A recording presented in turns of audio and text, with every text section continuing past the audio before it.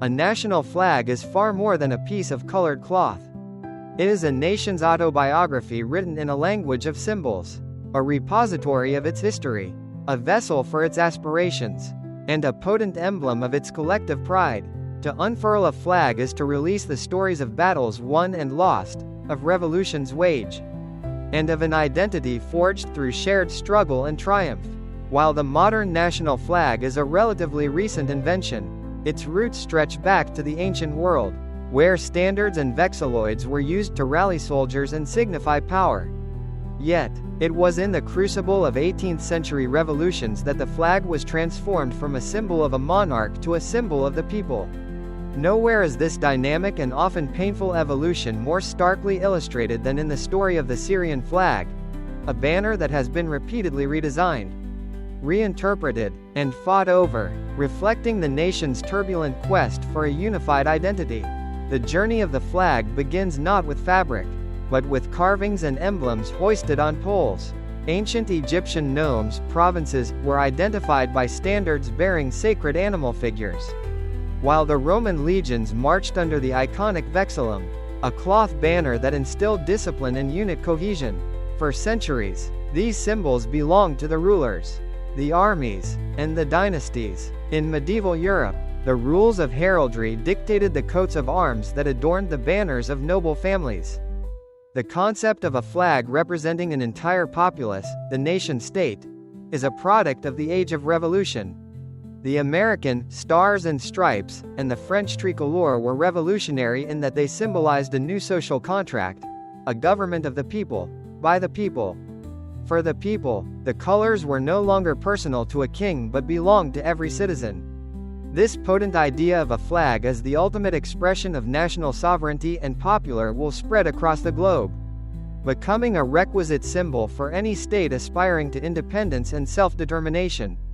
It was within this global context of rising nationalism and anti-colonial sentiment that the flags of the Arab world, and specifically Syria, were born. The story of the Syrian flag is inextricably linked to the birth of Pan-Arabism and the Great Arab Revolt of 1916. Seeking independence from the Ottoman Empire, Arab nationalists, led by Sharif Hussein of Mecca, designed a banner intended to represent all Arab peoples.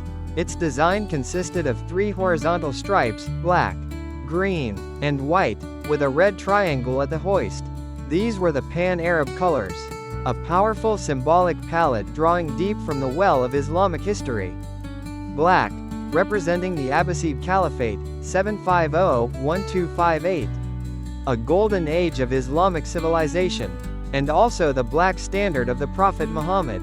Green, representing the Fatimid Caliphate, 909–1171, and widely associated with Islam itself.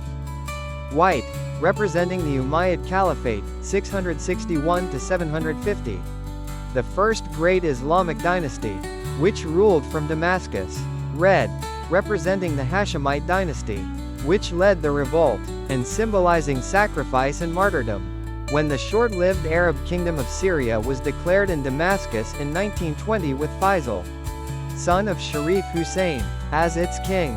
This flag was raised. It was the first time these colors had flown over an independent Arab state in the modern era. Though the kingdom was crushed by French forces only months later, the Pan-Arab colors had been established as the definitive visual language of Arab nationalism and the quest for unity.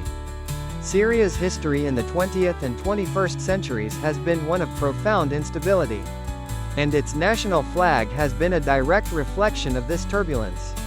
Each major political shift has been accompanied by a change in the banner flying over Damascus. The independence flag, 1932–1958, 1961–1963, during the French Mandate. Syrian nationalists adopted a new design in 1932 that would become a cherished symbol of the independence movement. It retained the Pan-Arab colors but in a new arrangement, a horizontal tricolor of green, white, and black, charged with 3 red 5-pointed stars.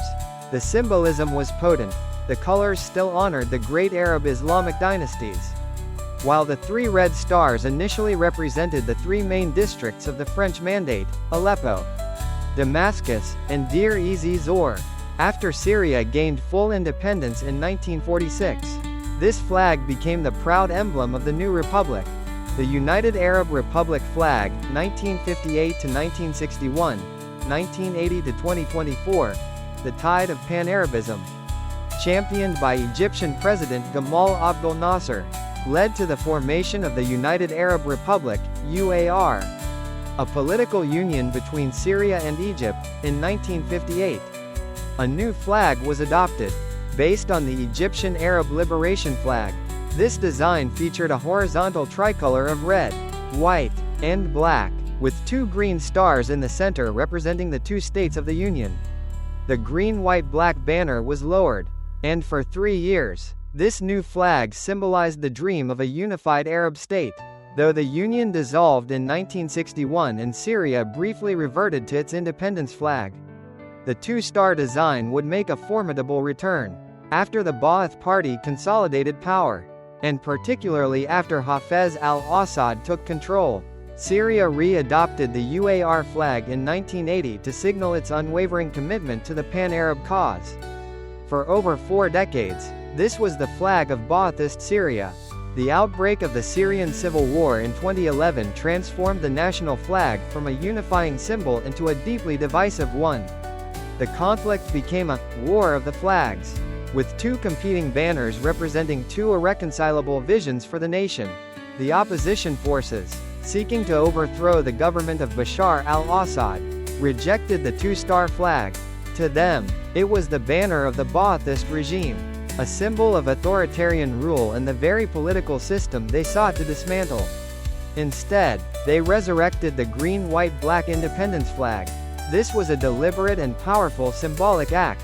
By raising the flag of the First Syrian Republic, they were historically legitimizing their struggle, connecting it to the original fight for freedom from foreign rule.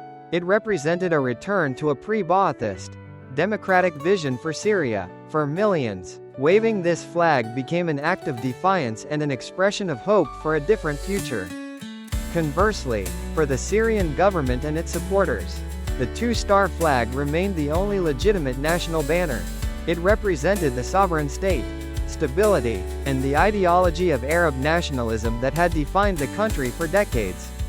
They cast the independence flag as a mandate flag, or a symbol of sectarian division and foreign-backed insurgency.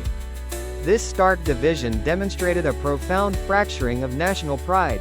The flag, which should ideally unite all citizens, became a marker of allegiance, the choice of which banner to honor was a declaration of one's political identity and vision for Syria's soul, transforming a piece of cloth into a declaration of war.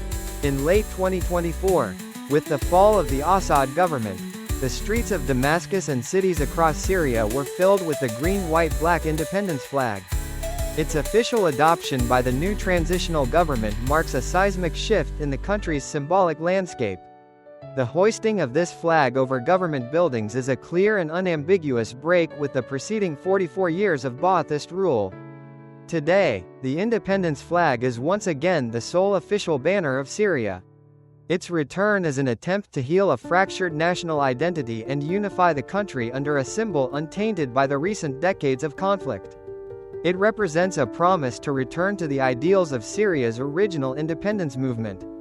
For a nation ravaged by war, the hope is that this old flag can finally become a symbol of a new, unified national pride, representing not a political faction, but all Syrian people. Its story is a poignant testament to the power of a national symbol to endure, to be reclaimed, and to embody the perennial hope for a nation's rebirth.